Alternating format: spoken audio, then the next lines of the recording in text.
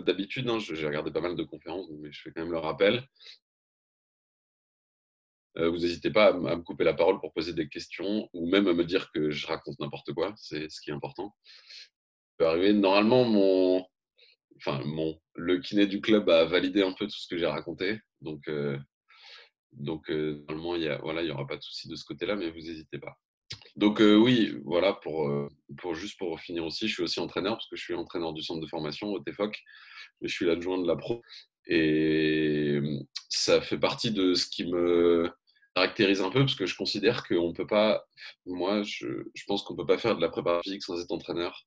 Et il y a beaucoup, beaucoup de préparateurs physiques qui pensent exactement l'inverse. Notamment, je sais que Olivier Morelli, qui coordonne la préparation physique pour la fédération, n'est pas de mon avis. Pourtant, j'ai un immense respect pour lui, parce que je pense que c'est un très bon préparateur physique. Et voilà, donc c'est une des choses qui me caractérise et pour moi, c'est important. Donc, on va parler un peu de préparation physique de sortie de crise. Il y a des choses qui vont être, entre guillemets, répétées, que vous avez déjà entendu plein de fois, mais parce qu'à mon sens, c'est très important. Donc, on va essayer d'en discuter un petit peu. Donc, moi, j'ai prévu un plan en 3 parties et j'ai divisé un petit peu en populations. Euh, je pense que c'est différent de la préparation physique et donc en sortie d'avec qui on travaille. Donc, j'ai fait 3 parties. Le jeu de volleyeur, le volleyeur entre guillemets classique et le volleyeur de haut niveau, donc plutôt le volleyeur professionnel. Et sur le volleyeur de haut niveau, en gros, on ne va pas y passer 15 ans parce qu'ils ont accès à des ressources que les autres n'ont pas et c'est un focus sur la musculation qui est un outil que beaucoup de gens n'ont pas. Et voilà. Donc, on commence par le jeune volleyeur, mais juste avant, un petit rappel de 2, 3 choses qui sont importantes pour moi, donc sur le système locomoteur. C'est 5 éléments. Donc le système nerveux, on s'en fout un petit peu du système nerveux dans le cadre de cette intervention. Les os, alors les os, c'est quelque chose qui est très solide, qui est sans cesse en reconstruction. Quand du sport, les os s'abîment et se reconstruisent. Voilà. La seule chose avec laquelle il faut agir prudemment avec les os, c'est chez les seniors, parce qu'il y a un élément qui s'appelle l'ostéoporose, qui est une dégradation structurelle de l'os, qui est naturelle, contre laquelle on peut lutter dans du sport, mais qui de toute façon arrivera. Et chez les seniors, voilà, ça peut entraîner des petites fractures si on ne fait pas attention à la charge de travail. Voilà. Les ligaments, donc, qui sont des tissus qui relient les 2 os dans une même articulation. La fragilité des ligaments, c'est que c'est ce que j'ai mis, c'est lié à la perception kinesthésique et à la proprioception. Et ce sont 2 qualités qui se dégradent vraiment très rapidement. Et donc, il faut faire attention à ça, refaire un petit peu de proprioception, tout ça. Ça revient vite, mais il faut faire attention donc, aux entorses. Les muscles, bien sûr, qui sont des structures, des muscles striés squelettiques, donc qui sont les muscles, on va dire, à contraction volontaire. C'est des éléments qui cicatrisent très très bien et on peut vraiment faire un gros gros travail dessus. Mais après une période de sédentarité comme on l'a vécu, il peut y avoir une petite atrophie. Et une petite atrophie, ça veut dire on peut leur imposer des contraintes mécaniques qu'on faisait avant et qui ne seront plus capables d'assumer avec une cicatrisation rapide. Donc voilà, il faut faire attention aux petites lésions. LMA, ça veut dire lésion myo-aponeurotique, c'est un peu tout le blabla qu'on entend à la télé avec les déchirures, les claquages, tout ça, c'est un peu du baratin. Ça ne veut pas dire grand-chose. Il y a 5 niveaux de lésions myo-aponeurotiques. Voilà, je ne vais pas rentrer dans le détail.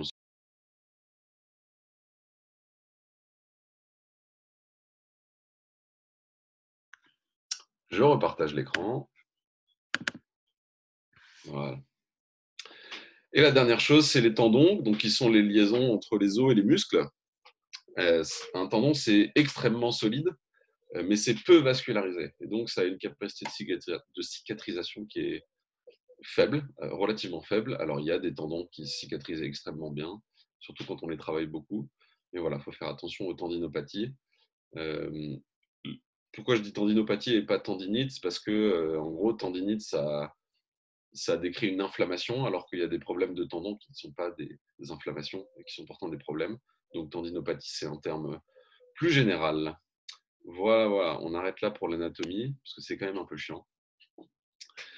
Et on parle du jeune volleyeur, en commençant par ses caractéristiques, parce que c'est comme ça que moi je travaille. Donc le jeune volleyeur, c'est un être physiologique et psychologique qui est en pleine croissance, qui a une motricité et une technique de volleyball qui est encore incomplète.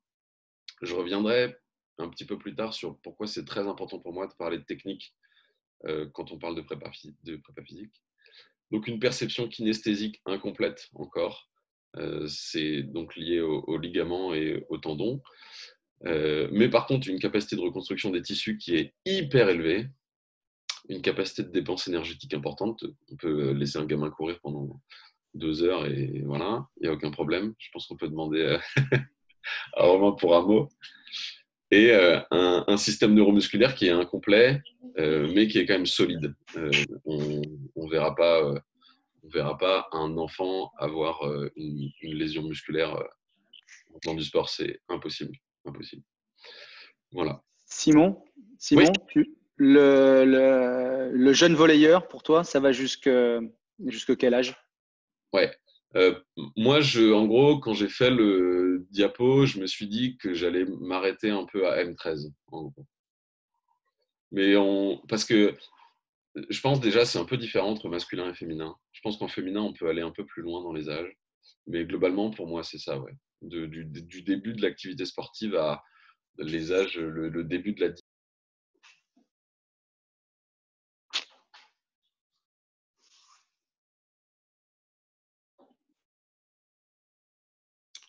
Je repartage. Du début de la dizaine.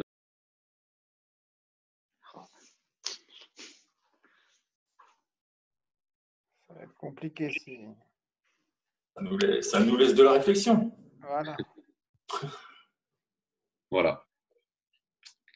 Ouais, donc Oh là là.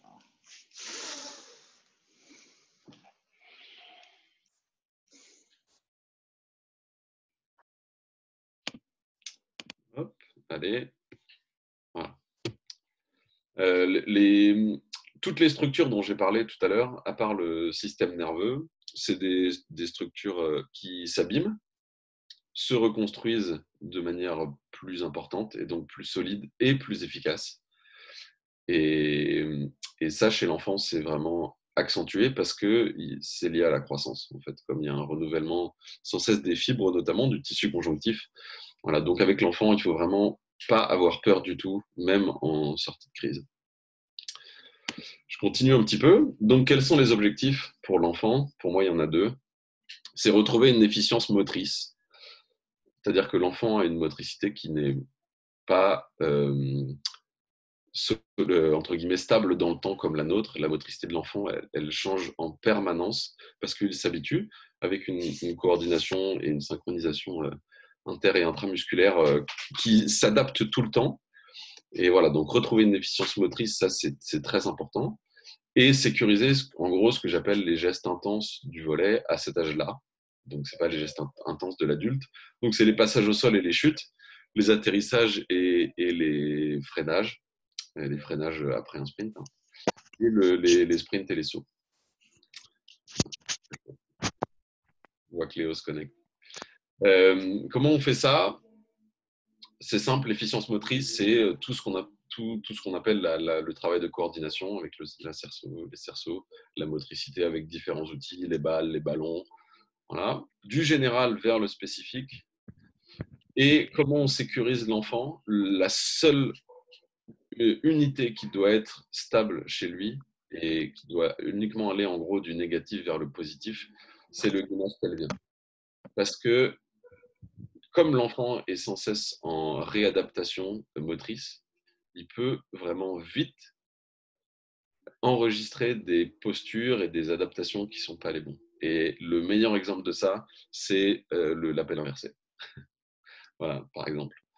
Et l'appel inversé, en fait, c'est le plus gros l'exemple, mais il y a d'énormes problèmes à cause de ça, notamment l'atterrissage un pied. L'atterrissage un pied, c'est démocratisé à fond chez les filles avec l'appel basket, mais on a quand même vraiment énormément de problèmes avec ça. Ça fait partie des choses qu'il faut corriger.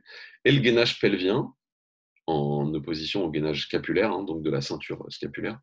Et là, un petit peu pour solidifier toutes ces postures d'adaptation aux gestes intenses, pour moi. Et ça, c'est vraiment hyper important.